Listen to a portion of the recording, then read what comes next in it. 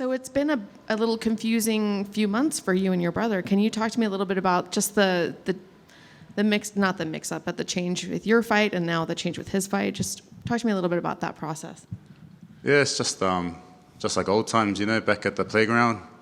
Sometimes I'm not ready to fight, so my brother goes and steps in and fights for me.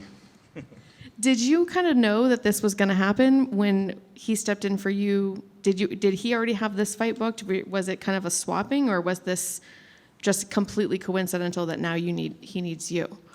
It was just coincidental. We were really confident that my brother could have put De Lima away. I've seen my brother knock out top 10 heavyweight boxers, and after going out on a bender, you know what I mean. So, man, he can knock anyone out in any given night. So we weren't planning on him not taking this fight. So when we went back to Australia, we seen the severity of his injury, and I told him, man, I'll go and check myself, and if they say I'm ready, I could be ready by fight night, I'll take the fight and do a solid for him. What kind of advice did he give you for this opponent, and what advice did you give him for that opponent? Not much. We always share thoughts during camp, and we're obviously both in camp anyway, so a lot of things we already knew, kind of thing. We just had to change it, for the relevant fighter.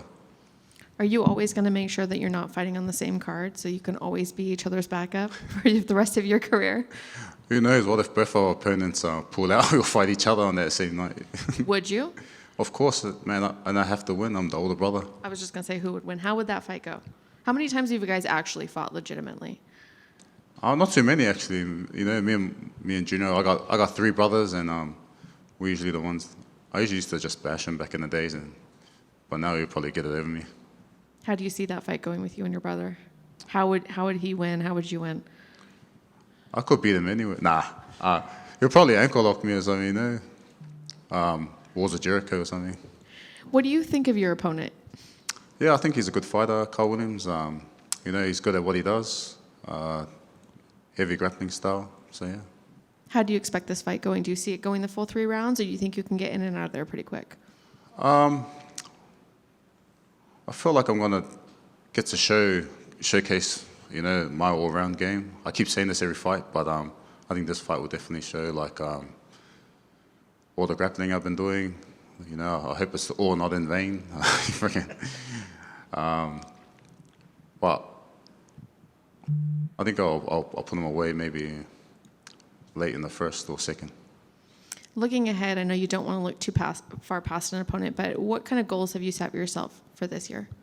By the end of this year, I really want to be in the top 15, knocking onto the top 10. Like I said before, obviously De Lima was a ranked opponent, and that was my plan to knock him out, and then look for another guy there just above the top 10, and then hopefully make my way down. But hopefully knocking on the top 10.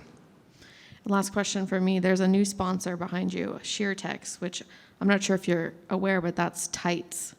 So I'm just curious, have you requested your free pair of tights yet? I can never fit the tights, man. You see my legs? These are tree trunks, man. Unless they got someone's that fit me, I will. But I'm all for the freebies. Thank you. Thank you. Justin, what the hell happened at UFC 298? Pardon? What happened at UFC 298? During the weigh-ins? So, did you injure your knee prior to that week, or was it during fight week that? Yeah, no, I think it was during fight week on the Tuesday. Honestly, it's hard. I kind of put it down to just the body just not being right with the travel. I think we got in on Monday. Man, if we fly 15 hours, then another 2 hours or something, when you're my body sitting in the middle seat, you know what I mean? My shoulders are touching each other, and then I have to go out and try to fight, man.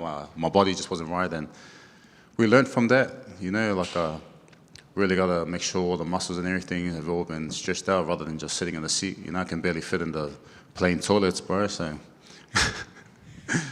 How disappointing was it, right? You already mentioned it. He was your ticket into the top 15. You traveled all that way. It was a big pay-per-view, big fight. Just how disappointing were you?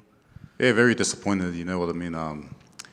When you fight in early Feb, it means you got to go into camp during Christmas and New Year's, and It was my birthday. My birthday's in December. My son's birthday, my father's birthday, and my partner's birthday all in December. You know what I mean?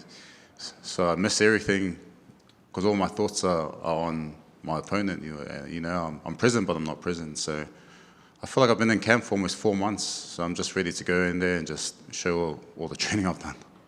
So are you going to celebrate all those birthdays after this fight? Honestly, I want to stay active, man. I want to fight in soon, yeah. Gotcha. And then finally for me, what do you say to all the people that don't like pineapple on their pizza? Oh man, I didn't get it, man. Extra pineapple on Hawaiian pizza, bro. Come on. Appreciate it, bro. How's a big guy like you not win the battle of the middle seats, getting the armrests? Man, I had 2 old ladies next to me, and I'm just like, damn, man. Anyone else, I would just freaking. But they're like, oh, hey, young man. I'm like, oh, you got me already. Here, I have my Tim Tams that they gave me. Like, you can have the. Oh, That's got to be rough. You're too polite. man, it's the elderly people, you know. Yeah. Got to show respect. When you spoke about the travel and coming over here, granted, it's not the T-Mobile. There's not going to be a lot of fans, but you travel a long distance to come to the Apex. Is it still special coming over here, flying over to Vegas and fighting in the Apex here? Always fighting for the UFC is always a blessing, man. It's the pinnacle of sport. Whether there's 50,000 people or no one, you know, it's still fighting the best guys in the world and showcasing all that I have to offer. And you've always been a crowd favorite. Is there always like a big gathering back home of people watching your fights? Yeah, man. Both my parents are like 1 or 13 plus, you know, so I got heaps of cousins that always sit there and watch early hours of the morning or whatever time that on a Sunday in Australia and New Zealand and Samoa, and I always feel that support. I love it. Last for me, your keys to the victory. What needs to happen to make sure that you get your arm raised on Saturday? I think I just need to focus on myself, just stick to the game plan that we have, just stay patient. You know, I don't chase the knockouts come, so every time I've tried to chase the knockouts, they just don't seem to come. So I've kind of matured throughout my career, and I'm learning what's good for me and what's not, and I get to showcase that again on Saturday.